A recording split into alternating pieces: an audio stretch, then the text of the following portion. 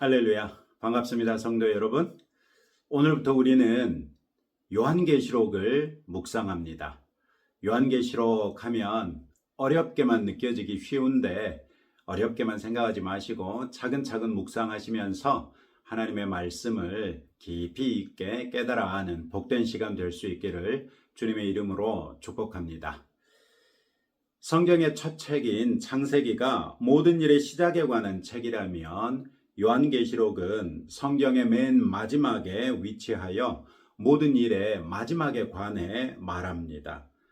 창세기는 하나님께서 하늘과 땅을 창조하신 것으로 시작하고 요한계시록은 새 하늘과 새 땅이 내려오는 것으로 끝납니다. 성경 전체가 주어진 약속이 어떻게 이루어지는가 하는 것을 보여준다면 요한계시록은 약속과 성취라는 주제의 완결을 보여줍니다. 요한계시록의 기록 목적이 위로와 격려인데도 불구하고 대부분의 성도는 요한계시록 하면 두려움, 혼란, 공포 등의 감정을 느낍니다. 그것은 요한계시록이 묵시, 예언, 서신의 양식이 혼합되어 있기 때문에 그렇습니다. 요한계시록은 묵시라는 생소하고 이해하기 어려운 형식으로 기록되어 있습니다. 묵시란 이야기 형식을 지닌 계시 문학의 한 형식으로 하나님께서 묵시를 통해 사람들에게 계시를 전달하시고 초월적인 현실을 알려주십니다. 요한계시록의 경우에 종말에 있을 구원을 보여주는 한편 지금 우리가 살고 있는 세상이 아닌 초자연적인 또 다른 세상이 있음을 말하지요. 또 요한계시록은 문자적인 언어보다는 상징적인 언어, 예를 들어 동물이나 숫자나 특별한 사물 등등의 상징을 통하여 실제 인물이나 장소나 사건 등을 가리킵니다. 따라서 요한계시록을 바르게 해석하는 것은 결코 쉬운 일은 아닙니다. 요한계시록은 로마 제국의 도미티아누스 황제 통치 말기인 주후 95년 혹은 96년 이 무렵에 기록된 것으로 보입니다. 네로 황제의 손자였던 도미티아누스는 황제 숭배를 제국 전역에 강제했고 대중이 참여하는 종교 행사나 시민 축제를 자주 열었습니다. 그런데 그리스도인들은 종교적인 이유 때문에 참여를 거부했고 그것 때문에 쉽게 공격의 표적이 되어 박해를 받곤 했습니다. 특히 이스라엘 지역에서는 유대교도들이 기독교인들을 자주 공격했는데 이는 로마 제국으로부터 상당한 특혜를 누리고 있던 유대교도들이 기독교인들 때문에 자신들의 특권이 박탈될 수도 있다는 두려움을 가져서 기독교인들을 많이 공격했던 것이죠. 당시 기독교인들은 로마의 제도와 타협하라는 압박과 유대인들로부터의 핍박이라는 이중적인 고난을 겪었습니다. 이런 상황에서 요한은 로마 제국의 경건하지 못한 모습, 폭력성, 압제와 권력 남용 등을 폭로하면서 성도들이 영적인 눈을 떠서 하늘의 관점으로 로마 제국의 유혹에 맞서도록 격려하고 있습니다. 로마와 타협하고 현실에 안주하는 교회에게는 경고의 메시지를 전달하면서 타협을 중단하고 회개하여 다시 어린 양 예수님을 따르라 이렇게 요구하고 있는 것이지요. 이런 역사적인 배경과 묵시문학의 특징을 염두에 두고 차근차근 요한계시록을 묵상해 보십시다. 오늘은 그 첫 시간으로 요한계시록 1장 1절부터 8절까지 말씀을 함께 살핍니다. 1절에서 요한은 예수 그리스도의 계시라 이렇게 시작합니다. 이어지는 말에서 이 계시를 하나님께서 예수님께 주셨고 예수님은 그의 천사를 통해 그의 종 요한에게 보내어 알게 하신 것이다 이렇게 말하고 있습니다. 따라서 이 예수 그리스도의 계시는 예수님에 관한 계시라기보다는 예수님이 주신 계시로 보는 것이 더 좋을 듯합니다. 즉 예수님의 계시란 말이죠. 그럼 예수님이 왜 이 계시를 요한에게 보내어 알게 하셨는가? 반드시 속히 일어날 일들을 그 종들에게 보이시려고 알게 하셨다는 것입니다. 그리고 이 일들에 대하여 요한은 2절에서 하나님의 말씀과 예수 그리스도의 증거, 곧 자기가 본 것을 다 증언하였느니라 이렇게 말하지요. 즉 예수님은 요한에게 반드시 속히 일어날 일들을 알려주셨는데 요한은 하나님의 말씀과 예수님의 증거를 통하여 그 속히 일어날 일들 중에 어떤 것들은 이미 자기가 살고 있는 그때에 벌써 일어나기 시작한 것을 보았다는 것입니다. 또 그렇게 본 것들을 다 증언했다라고 말하고 있습니다. 그런 면에서 예수님이 성도에게 보여주고자 하셨던 반드시 속히 일어날 일들은 요한의 때에 이미 일어나기 시작할 정도로 속히 일어났다는 것을 알 수 있지요. 그렇다면 요한계시록을 말세에 일어날 일들, 즉 아직 일어나지 않았고 미래에 일어날 일들로만 보는 것은 결코 바른 관점이 아니라는 것을 알 수 있습니다. 요한의 때에 이미 이루어지기 시작했다면 우리 시대에도 이루어지고 있는 것들이 여전히 있을 것이고 아직 이루어지지 않은 것들도 있지 않겠습니까? 예를 들어 요한계시록이 교회가 당하는 고난에 관하여 많은 기록을 남겨두고 있는데 이미 교회가 다 기록할 수 없을 정도로 많은 고난을 받았고 지금도 고난 중에 있는 교회들이 있으며 이 고난은 앞으로도 언제든지 일어날 수 있지 않습니까? 요한계시록을 묵상할 때 이런 사실을 수시로 기억하십시다. 요한계시록은 그런 고난 중에 있는 성도들을 위로하고 격려하여 예수 그리스도 안에 있는 소망을 붙들고 끝까지 이기게 하기 위해 기록된 책이기 때문이지요. 이런 사실은 3절에서 더욱 명백하게 드러납니다. 이 예언의 말씀을 읽는 자와 듣는 자와 그 가운데 기록한 것을 지키는 자는 복이 있나니 때가 가까움이라 이렇게 말하고 있죠. 3절은 세 가지 사람을 언급하고 있습니다. 이 예언의 말씀을 읽는 자와 듣는 자와 그리고 그 가운데 기록한 것을 지키는 자입니다. 이 세 가지 사람들은 굳이 구분하려 애쓰지 않아도 괜찮습니다. 요한계시록이 기록되던 당시만 하더라도 오늘날처럼 책이 흔하지 않았습니다. 예수님 때도 그랬거니와 요한의 때에도 그리스도인들이 예배를 위해서 모이면 누군가가 성경을 읽어주면 그것을 나머지 사람들은 듣고 있을 수밖에 없었습니다. 그래서 이런 사실을 반영해서 3절에서 읽는 자는 단수로 표현되어 있고요. 듣는 자는 복수형이 사용되어 있습니다. 즉 요한은 요한계시록이 당시 그리스도인들이 예배를 위해서 모였을 때 낭송하고 또 들음을 통해서 예수님의 계시가 알려지게 될 것을 알고 있었다는 말입니다. 그렇다면 그 가운데 기록한 것을 지키는 자는 읽는 자와 듣는 자 모두가 그 말씀을 마음속으로 받아들이고 순종하는 것을 말하겠지요. 요한은 이처럼 예수님의 계시를 읽어서든지 들어서든지 알게 된 모든 성도가 그 말씀에 순종할 것을 말하면서 그렇게 순종하는 모든 사람이 복이 있다 이렇게 말합니다.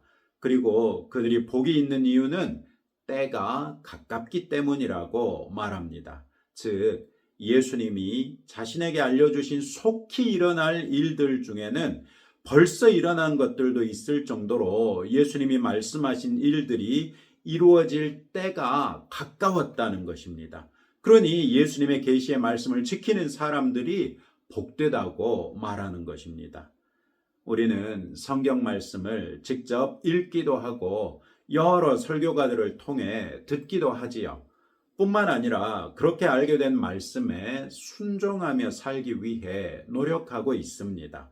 그렇다면 오늘의 성경 3절의 말씀에 따라 우리는 이미 복 있는 사람들이지요. 요한은 계시록에서 3절과 같은 축복 선언을 무려 7차례나 반복하면서 요한계시록의 무거운 내용에 압도된 나머지 두려움과 혼란에 빠지지 않도록 우리가 복 있는 사람이라는 사실을 무려 7차례씩이나 환기시켜 줍니다. 요한계시록을 묵상할 때 두려운 마음이 들 수 있고 혼란스러울 수 있습니다. 그런 때에 우리가 복 있는 사람이라는 사실을 상기해 보시기 바랍니다. 4절부터 요한은 아시아의 7교회에 보내는 편지를 시작합니다. 요한은 이 편지를 삼위 하나님의 이름으로 발송합니다. 성부 하나님에 대하여는 이제도 계시고 전에도 계셨고 장차 오실 이 이렇게 소개합니다.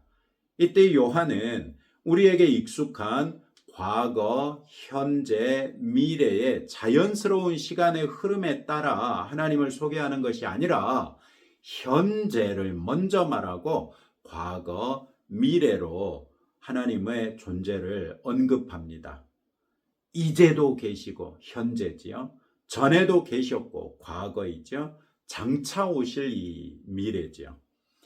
이것을 통해서 요한은 현재 우리와 함께 계시는 하나님을 강조하고 있습니다.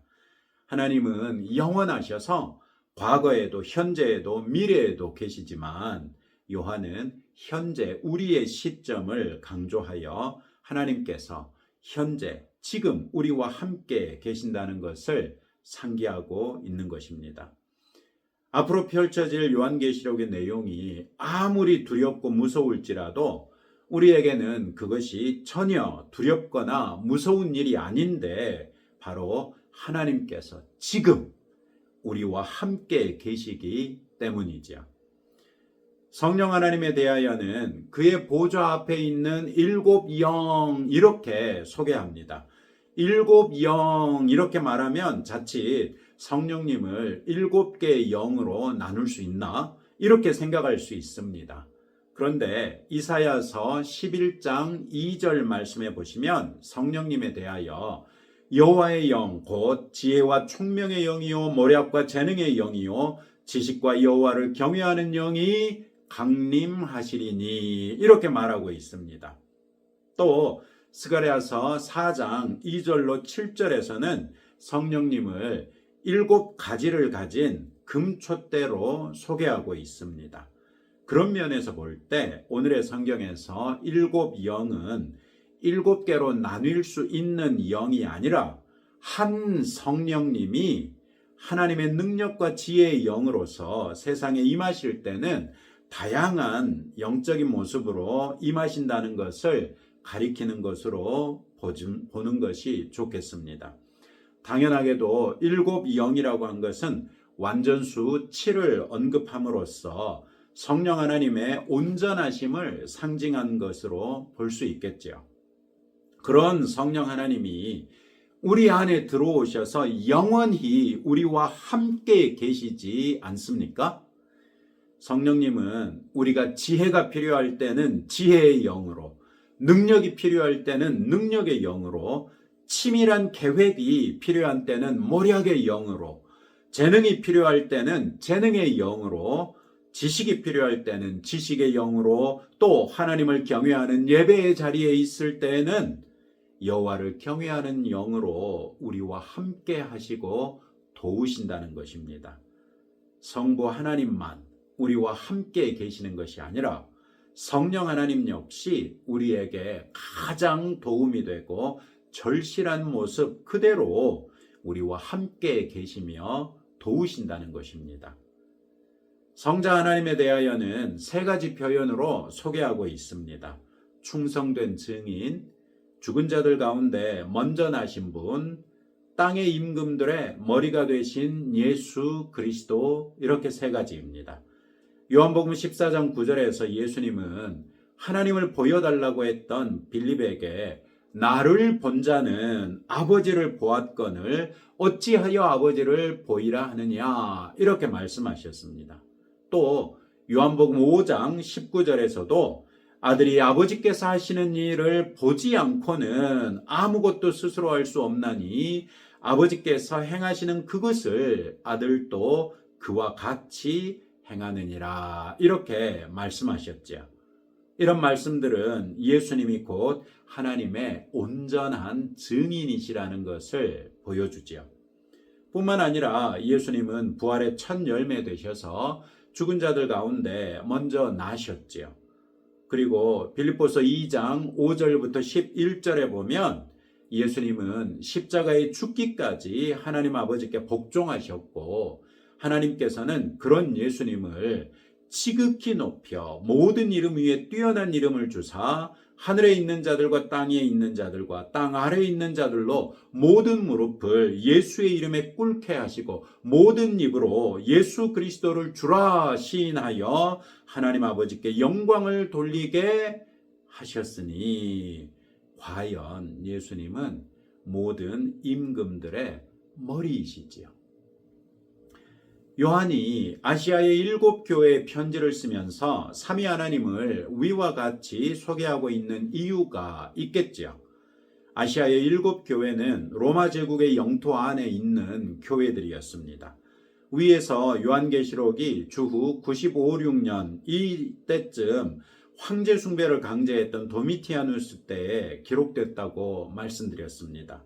황제 숭배에 대한 압박이 로마 제국뿐만 아니라 주변의 이방인들로부터도 강하게 밀려올 때 교회가 어떻게 저항하고 복음의 순결성을 지킬 수 있었겠습니까? 그런 도전에 직면한 교회에게 영원하신 하나님께서 그들과 지금 함께 계신다는 것, 또 성령 하나님께서도 시시때때로 가장 도움이 될 만한 방식으로 그들과 함께 계신다는 것, 또 그들에게 하나님을 증거해 주셔서 영생을 얻게 했고 그 영생의 증거로서 죽음에서 다시 살아나셔서 하나님의 보좌 우편에 앉아 계시면서 지금은 로마 제국의 황제조차도 감히 그분과 비교할 수 없는 만왕의 왕 되신 예수 그리스도께서 그들의 영원한 왕이 되신다는 것을 말해주고 있는 것입니다.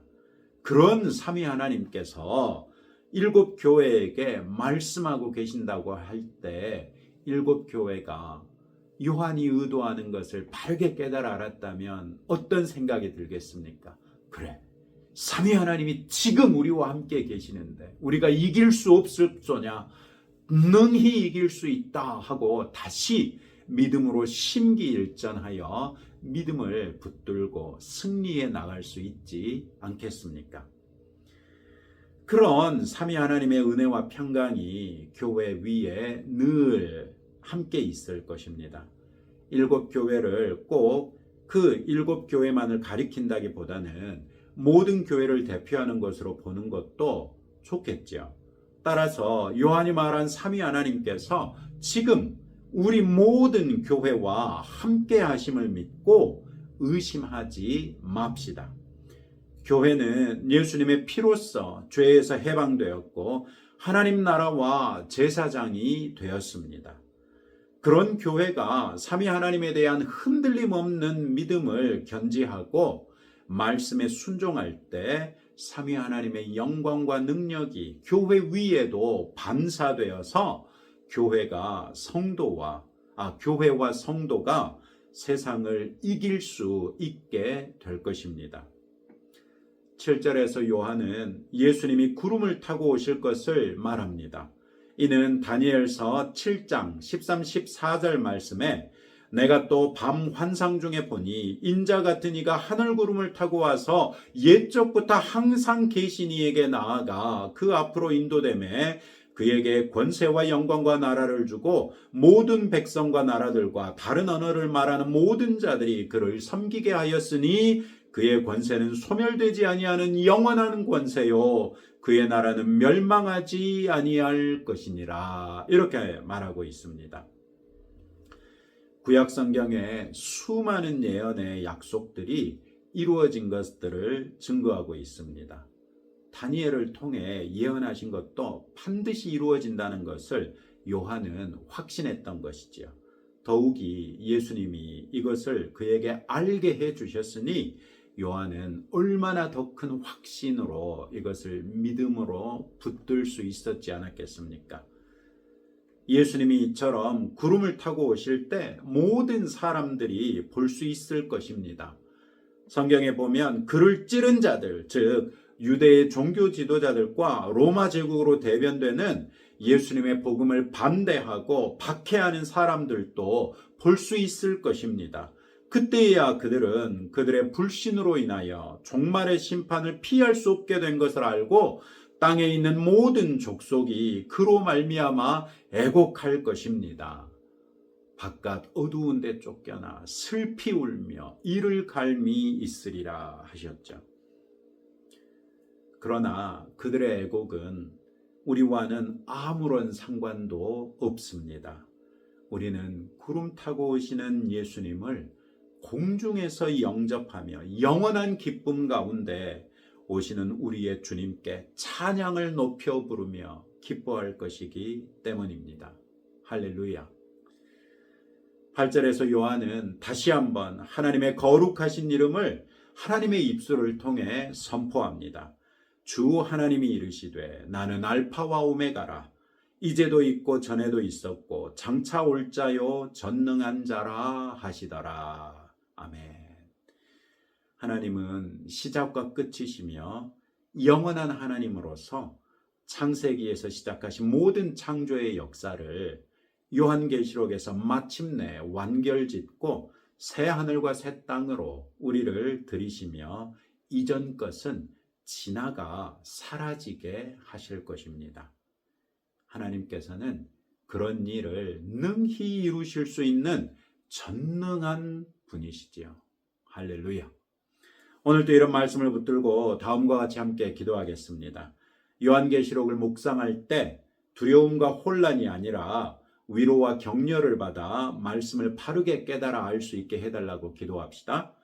지금 이 시간 우리와 함께 하시는 성부 하나님, 우리에게 가장 필요한 때에 가장 필요한 모습으로 도우시는 성령 하나님, 우리에게 하나님을 증거하시고 부활의 소망을 주셨으며 영원한 우리의 사랑의 왕 되신 예수님에 대한 온전한 믿음을 끝까지 지킬 수 있게 해달라고 기도합시다.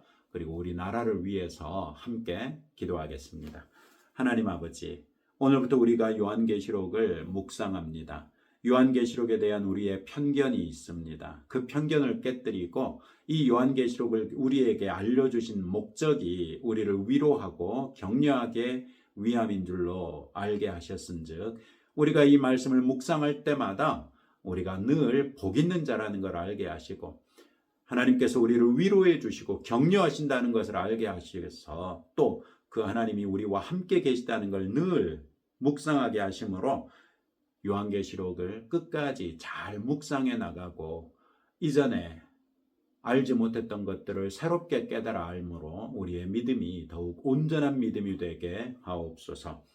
지금 이 시간 우리와 함께 하시는 성부 하나님, 우리에게 가장 필요한 때에 가장 필요한 모습으로 도우시는 성령 하나님, 우리에게 하나님을 증거하시고 부활의 소망을 주셨으며 영원한 우리의 사랑의 왕 되신 예수님, 삼위 하나님에 대한 온전한 믿음을 우리가 끝까지 지킬 수 있도록 주여 우리에게 믿음을 더하여 주옵소서.